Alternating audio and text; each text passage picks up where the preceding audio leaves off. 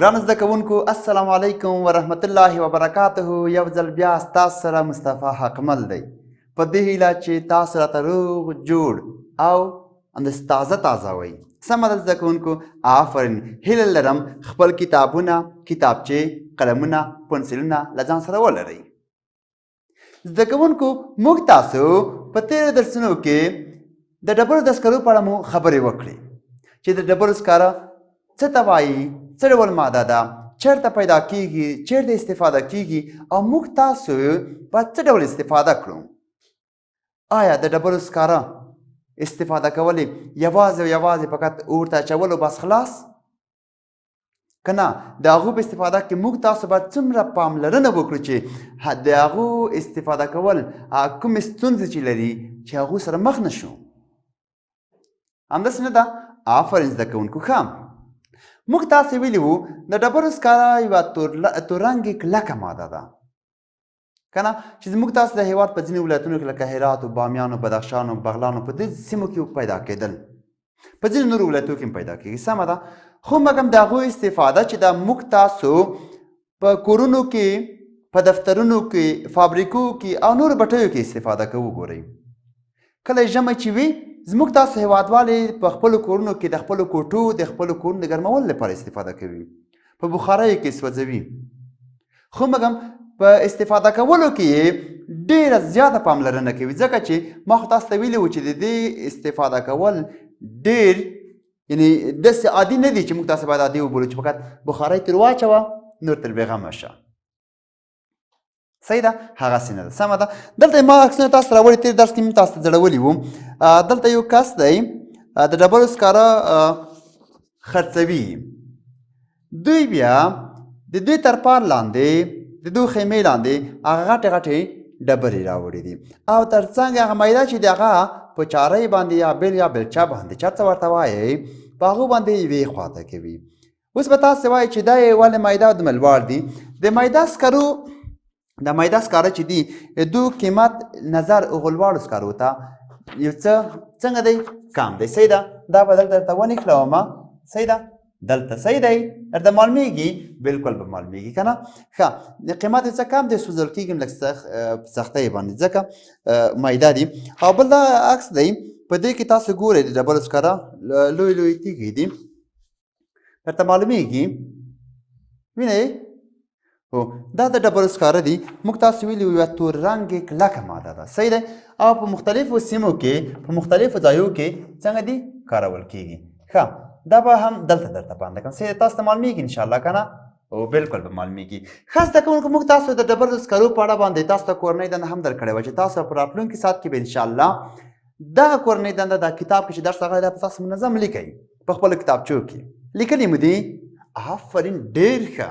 ښه زده کوونکو، تاسو ته مو ویلي وو چې په خپل کتاب کې کوم لغتونه چې راغلي تاسو نه ورباندې پوهېږئ لاندې کرښه ترې کش کړئ.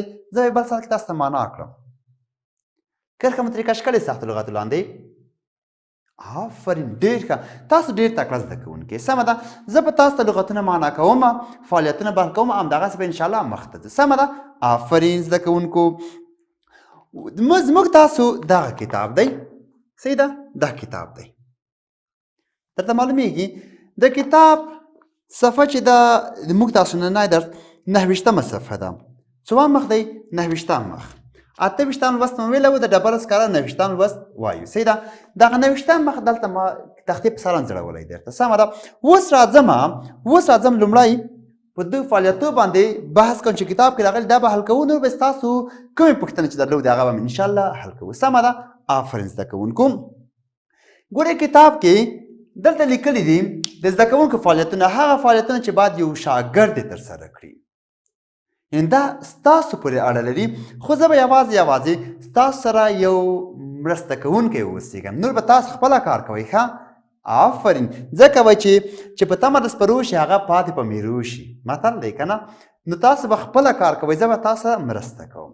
صحیح ده؟ آفرین. ښه، ګورئ دلته لیکلي دي د کتاب نه یې زه درته وایم تاسو مو کتابو ته ګورئ.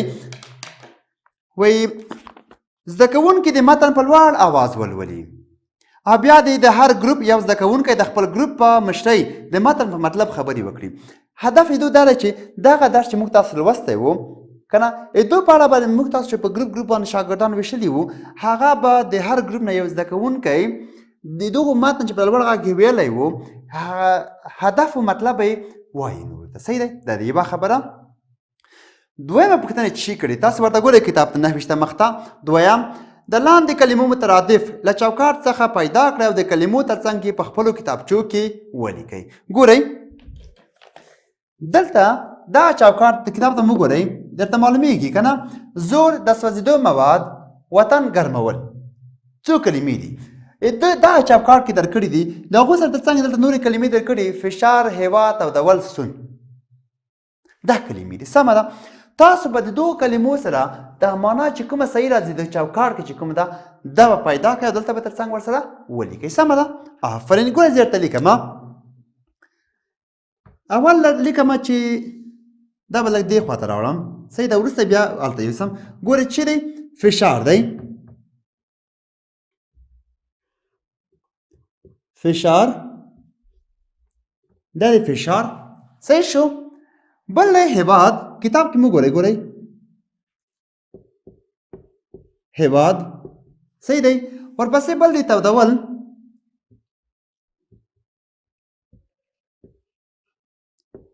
تودول له هغې نه وروسته دی سون سون اوس دغه کلمې ګورئ معناګانې په دغه ورقه به لرې کړئ دلته ځای وشي صحیح ده دا به تاسو ګورئ تاسو په خپلو کتابو ته مو ګورئ 90 مخکې هلته درکړي دي زور د سوځېدو مواد وطن ګرمول ګورئ د فشار دپاره څه شي راځي آفرین د فشار دپاره زور راځي آفرین زور فشار ګورئ زور درته معلومیږي آفرین ښه چې معلومیږي د فشار معنا زور دی زور بل هیواد دی هیواد معنا ګورئ په چوکاټ کې چې درکړي ګورئ د زور د سوځېدو مواد وطن ګرمول کوم صحیح راځي آفرین وطن ډېر ښه وطن بل تودول دی صحیح ده ګوره موږ تاسو زور موږ تاسو وطن دواړه استفاده کړه پاتې شو دوې خبرې یو د سوځېدو مواد بل ګرمول دي تودول ګرمول آفرین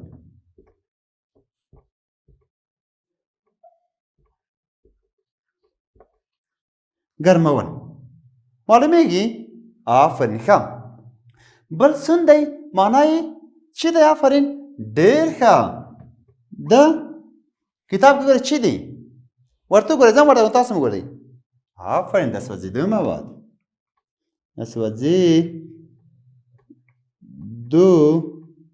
مواد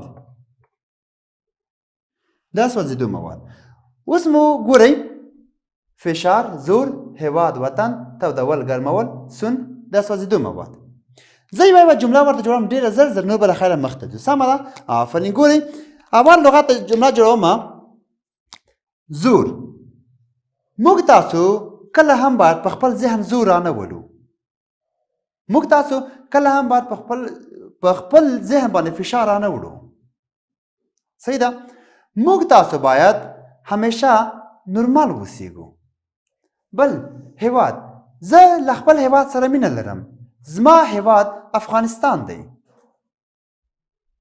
ستاسو هیواد څه نومیږي صحیح ده بل چې دی تودول ګرمول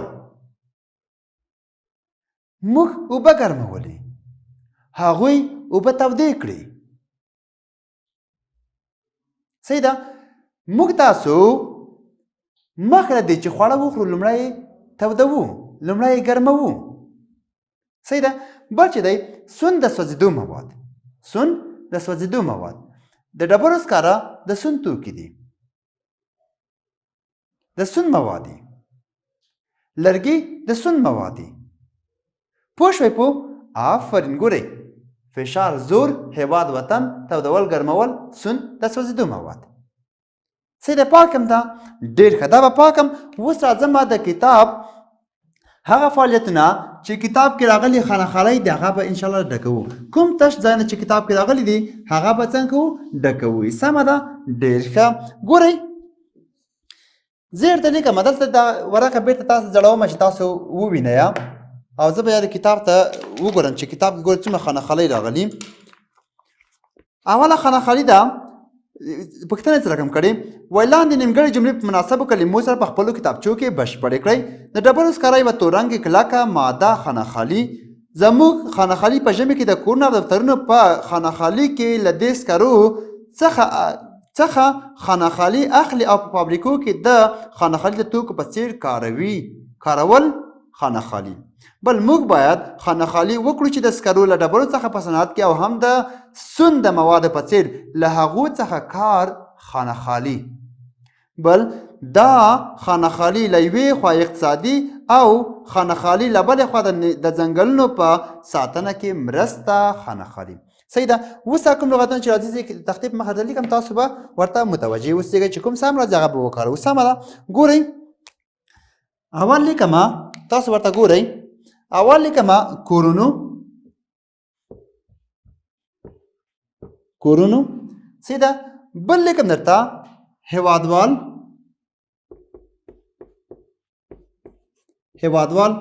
له هغې نه وروسته بل درته لیکمه کار. له هغې نه وروسته بل لیکمه سون. له هغې نه وروسته بل درته لیکمه کیږي.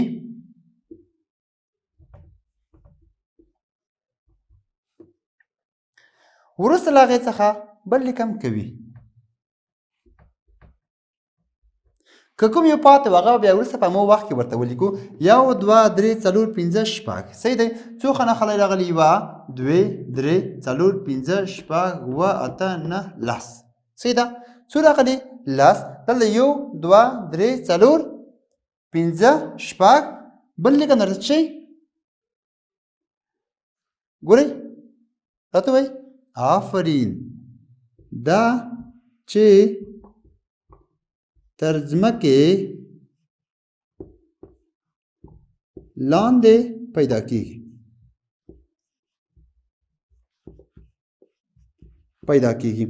کوم څه چې پاتې شي هغه به وروسته په وخت کې انشاءالله ورته لیکو. سمه ده. ګورئ اوله خانخالي ده د ډبرو سکاره یوه توررنګې کلکه ماده کوم څه راځي کورونو هیوادوال کار سون کیږي کوي دا چې تر ځمکې لاندې پیدا کیږي. چې دی آفرین دا چې تر ځمکې لاندې پیدا کیږي. دا دی اولې خانخالۍ ځواب. ګوره د ډبرو سکاره یوه توررنګې کلکه ماده ده چې تر ځمکې لاندې پیدا کیږي. دا یې هم اول. صحیح ده. وروسته هغو څخه شي زموږ خانخالي په ژمي کې د کورونو او دفترونو په خانخالي کې له سکرو څخه ګټه اخلي. ګورئ زموږ هیوادوال دی دوه.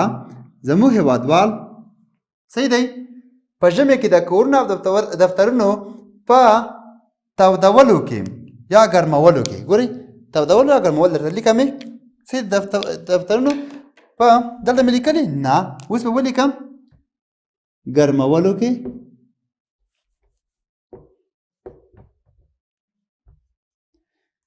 دفترونو په ګرمولو کې د درې ګرمول درېیم راځي. صحیح دی. دفترونو په ګرمولو کې له دې سکرو څخه کار دی 4. کار په څلورم راځي. صحیح دی. کار اخلي په فابریکو کې د سون 5. سون څنګه دی 5 راځي. د سون د توکو په څیر کارول کیږي. دا هم 6. صحیح ده. موږ باید خانخالي وکړو چې د ډبرو سکرو څخه په صنعت کې او هم د سون د موادو په څیر له هغو څخه کار واخلو. موږ څنګه وکړو؟ موږ باید راته وایي آفرین کوښښ وکړو چې صحیح دی چې د ډبرو سکرو څخه په صنعت کوښښ مې نه دی لیکلی. صحیح ده. درته وبه لیکم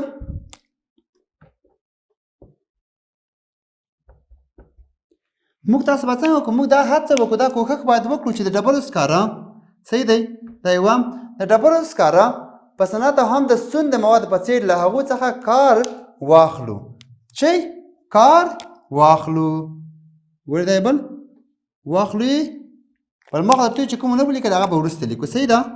آفرین واخلو دا څوم راغی دی اتم واخلو اتم راغی بل څه شي دی ګورئ دا خانه خالي له یوې خوا اقتصادي او له بلې خوا د ځنګلونو د ساتنه کې مرسته کوي دا ګورئ دا کار په ده کې چې راځي کار راځي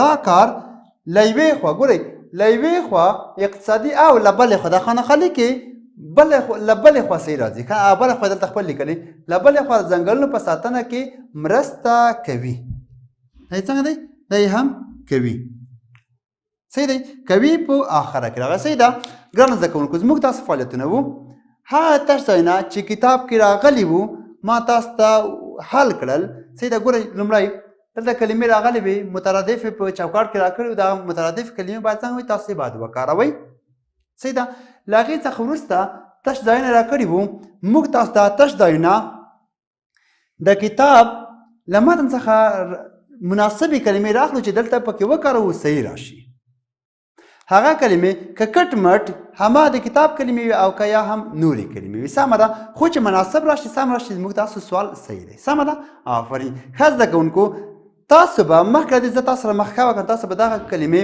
په خپلو کتابچو کې راواخلئ او د جملې ورباندې ډک کړئ نور به بل ساعت کې انشاءالله مخ ته ځي سمه ده تر بیا هم په خدای سپارم ښې چا دی